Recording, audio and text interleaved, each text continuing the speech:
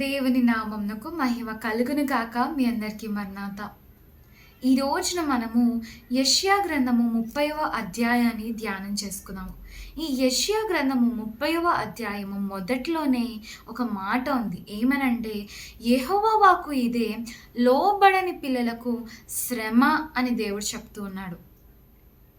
దేవుని మాటలకు, ఆయన నిబంధనలకు లోబడని పిల్లలకు శ్రమ కలుగుతుందని దేవుడు చెప్తూ ఉన్నాడు.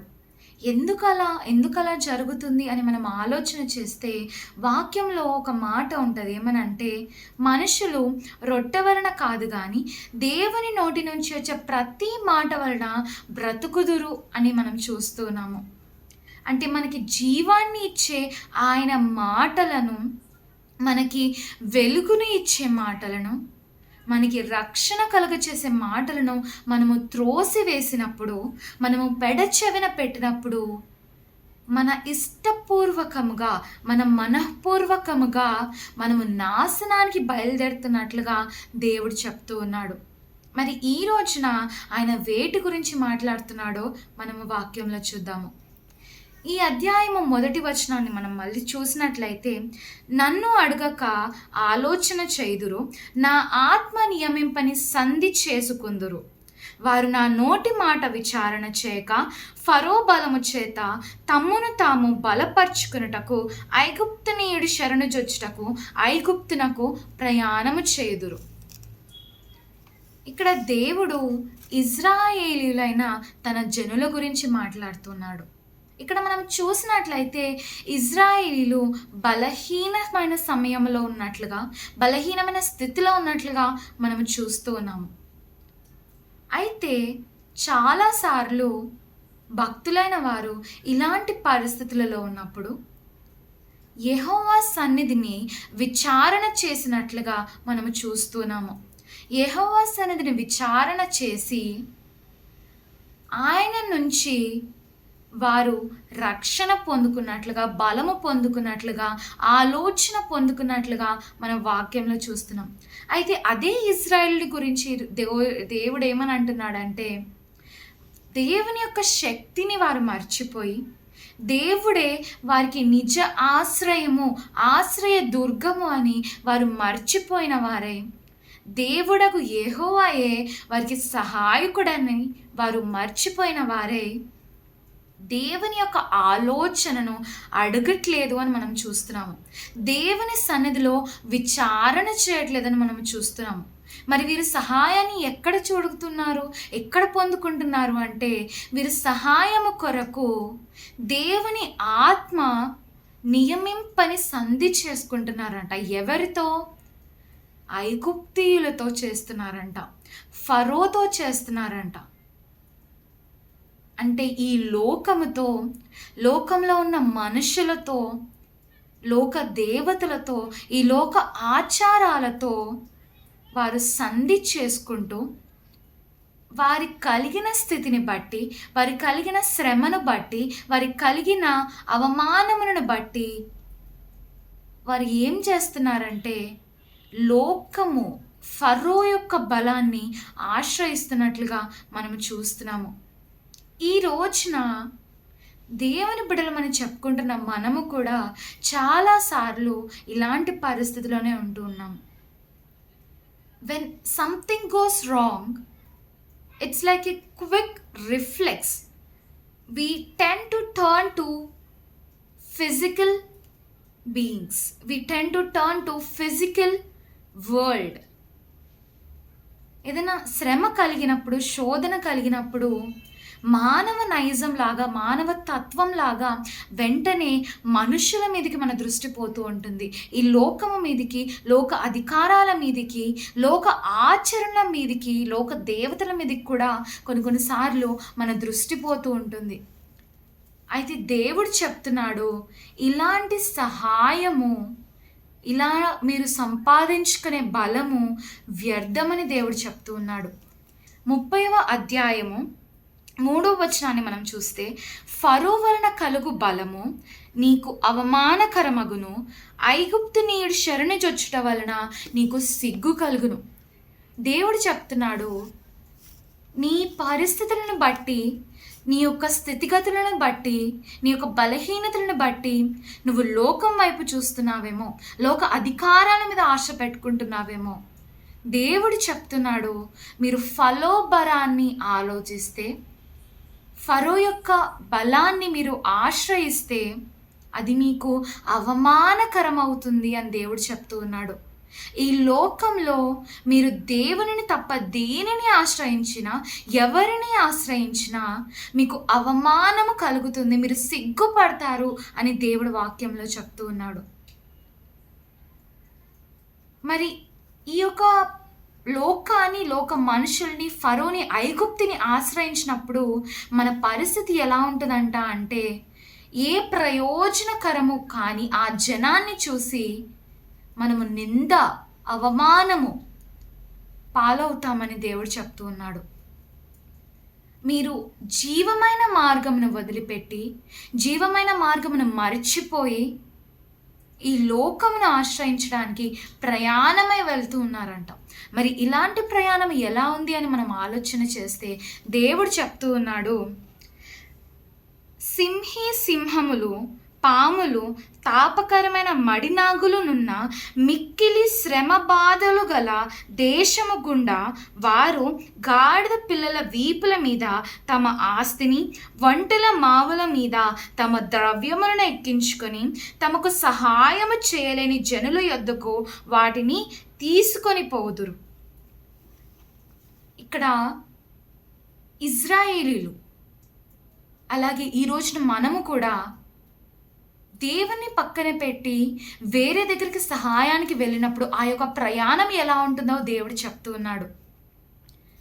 ఆపదలు, చీకటి, భయము, ఆందోళన ఇలాంటివి ఉన్న ఒక మార్గం గుండా, ఒక మిక్కిలి బాధాకరమైన ఒక మార్గము గుండా మనము ప్రయాణం చేసి వెళ్తున్నామంట, బహు ప్రయాసతో వెళ్తున్నామంట.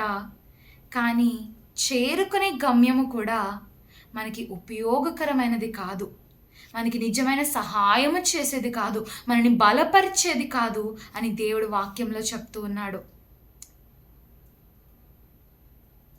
మరి ఇలాంటి సహాయమును మనము ఆశ్రయించినప్పుడు ఏది కూడా మారదు.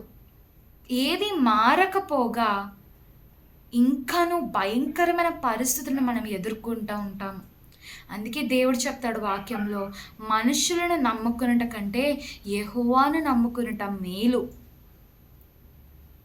లోకమును, లోక ఆచారాలను, లోక దేవతలను, లోక అధికారములను నమ్ముకొనకుండా మనము దేవుణ్ణి నమ్ముకొనవలసిన వారమై ఉన్నాము. ఐగుప్తు వలన కలిగే బలమంట, సహాయమంట నిష్ప్రయోజనమైనదని దేవుడు వాక్యంలో చెప్తున్నాడు. ఐగుప్తు వలన కలుగు సహాయము పనికి మాలినది అని దేవుడు వాక్యంలో చెప్తూ ఉన్నాడు. మరి ఇప్పుడు మనం ఏం చేయాలంటే దేవుడు అంటున్నాడు కదా, మీరు మరలి వచ్చి ఊరుకుండుట వలన రక్షించబడెదరు అని వాక్యంలో చెప్తున్నాడు.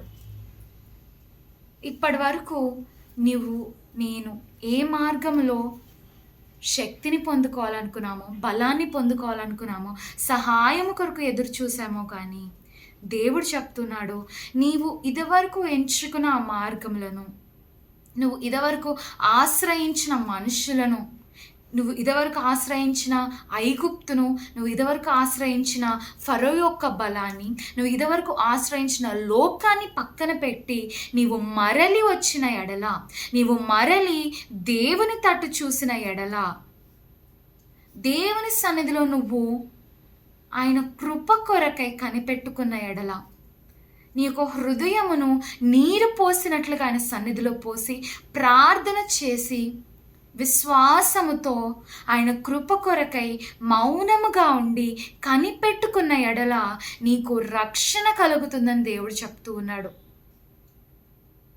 మరి దేవుడు సంపూర్ణుడు గనక ఆయన ఏ పని చేసినా విత్ 100% పర్ఫెక్షన్తో చేస్తాడు. నువ్వు లోకాన్ని ఆశ్రయించినట్లుగా ఉండదు దేవుడిని ఆశ్రయిస్తే. నువ్వు మనుషుల్ని ఆశ్రయించినట్లుగా ఉండదు దేవుడిని ఆశ్రయిస్తే. ఎందుకంటే ఆయన చేతి కింద సర్వాధికారము గలదు. ఆయన నీకు నాకు కన్న తండ్రి కనుక he knows exactly what he has to do. And he will surely do that in our lives if we turn to him. దేవుడు అంటున్నాడు, మీరు ఊరుకొని ఉండి నమ్ముకొనుట వలన బలము పొందుకుంటారు అని చెప్తూ ఉన్నాడు. ఈ రోజున నువ్వు నేను ఎదుర్కొంటున్న పరిస్థితులు ఎంత భయంకరమైనవో, ఎలాంటివో, ఎంత తాపకరమైనవో మన హృదయాలకి తెలుసు.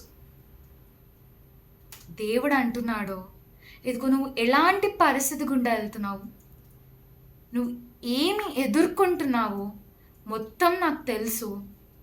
నువ్వు నా వైపు తిరిగితే ఈ లోకంలో లాగా సగం సగం సహాయాలు కాదు, నిష్ప్రయోజనములు కాదు, నిజమైన రక్షణను, నిజమైన బలమును దేవుడు మనకు అనుగ్రహిస్తానని చెప్తూ ఉన్నాడు. ఒకవేళ మనము ఈ రోజున ఆయన తట్టు తిరిగిన ఎడల ప్రతి చిన్న విషయమైనా సరే, ఎంత పెద్ద విషయమైనా సరే, సమస్తాన్ని కూడా ఆయన సరిచేయటకు బలము కలిగిన వాడు. నిజమైన వాడిని నమ్ముకొనుట వలన నిజమైన మేలు మనకి కలుగుతుంది. నిజమైన వాటిని ఆశ్రయించుట వలన మనకి నిజమైన సహాయము కలుగుతుంది. నిజమైన దేవుడిని మనము పూజించడము వలన, ఆశ్రయించడం వలన, ఆరాధించడము వలన మనకి నిజమైన రక్షణ కలుగుతుంది అని దేవుడు వాక్యంలో చెప్తూ ఉన్నాడు. ఇలాగా ఆయన్ని ఆశ్రయించే జనుల కొరకే దేవుడు ఒక మాట అంటున్నాడు. ఏమనంటే, ఒకవేళ నువ్వు ఆయన వైపు తిరిగితే, ఆయన మీద నమ్మకాన్ని ఉంచితే, ఆయన సన్నిధిలో నువ్వు ఊరుకు నుండి ఆయన ఇచ్చే రక్షణ కొరకు కనిపెట్టుకొని ఉంటే, దేవుడు చెప్తూ ఉన్నాడు, జనమా నీవిక ఏమాత్రం కూడా కన్నీళ్లు విడువవు. ఆయన నీ మొర విని నిశ్చయముగా నిన్ను కరుణించును. ఆయన నీ మాట వినగానే నీకు ప్రత్యుత్తరం ఇచ్చును. దేవుడు చెప్తూ ఉన్నాడు, ఆయన సన్నిధిలో ఆయన ఇచ్చే రక్షణ కొరకై, ఆయన చేసే కార్యముల కొరకై ఓర్పుతో, ప్రార్థనతో, విశ్వాసముతో, నమ్మకముతో ఊరుకొని ఉండి కనిపెట్టే వారి గురించి దేవుడు మాట్లాడుతున్నాడు. అలాంటి వాళ్ళంట ఇంకా ఎన్నడూ కూడా బాధపడరంట. వారి కంటి నుంచి కన్నీరు రాదు అని దేవుడు చెప్తున్నాడు. ఎందుకంటే సృష్టికర్త అయిన దేవుడే వారి కన్నీటిని తుడిచి వారికి దుఃఖము ప్రతిగా నాట్యమును, సంతోషమును ఇవ్వడానికి సిద్ధంగా ఉన్నాడు. నువ్వు ఆయన వైపు తిరిగి ఆయనను ఆశ్రయించి ఆయన కృప కొరకు కనిపెట్టుకొని నువ్వు దేవుని సన్నిధిలో మౌనముగా ఉండి నీ యొక్క యుద్ధాన్ని ఆయనకు అప్పచెప్తే, ఆయన నీ మొర వినగానే నీకు ప్రత్యుత్తరాన్ని ఇస్తాడు అని వాక్యం చెప్తోంది. ఆయన ఇచ్చే గొప్ప రక్షణ మన యొక్క హృదయాలను, జీవితాలను, మనకు కలిగిన సమస్తాన్ని కూడా సంపూర్ణముగా మార్చగలుగుటకు శక్తి కలిగినది. అలాగే దేవుడు అంటున్నాడు, యెహోవా తన జనుల గాయములను కట్టి వారి దెబ్బను బాగు చేయు దినమున చంద్రుని వెన్నెల సూర్యుని ప్రకాశము వలె ఉండును. సూర్యుని ప్రకాశము 7 దినముల వెలుగు ఒక్క దినముననే ప్రకాశించుచున్నట్లుండును. దేవుడు చేసే ఆ యొక్క గొప్ప రక్షణ ఎటువంటిది, ఎంత మహోన్నతమైనది, ఎంత ప్రభావము కలిగినది అని దేవుడు ఇక్కడ చెప్తూ ఉన్నాడు. మనము కని విని ఎరుగని విధముగా, ఈ లోకమునకు గోచరము కాని విధముగా ఆయన గొప్పగా మనని రక్షించడానికి ఇష్టపడుతున్న వాడే ఉన్నాడు. కనుక ఈ లోకమును, పనికిమాలిన సహాయమును చేయు మనుషులను, విగ్రహములను, లోక ఆచారాలను, అధికారాలను పక్కన పెట్టి నిజముగా నీకు నాకు సహాయము చేయగలిగిన వాడి వైపు, ఆయన కుడి హస్తాన్ని మనకు చాపి మనని లేవనెత్తడానికి ఆశపడుతూ కనుకరించాలని కృపతో నిలబడి ఉన్న ఆ దేవుని తట్టు మనము చూద్దాం. ఆయన ఇచ్చే మహా గొప్ప రక్షణను, ఆయన ఇచ్చే స్వస్థతను, ఆయన ఇచ్చే విజయాన్ని, ఆయన మనకి కలగచేయబోయే వెలుగును మనము పొందుకుందాము. ఇటువంటి కృపా భాగ్యమును, ఆత్మ కార్యములను దేవుడు మన ఎడల నిత్యము జరిగించి ఆయనని మహిమ పొందునుగాక. ఆమేన్.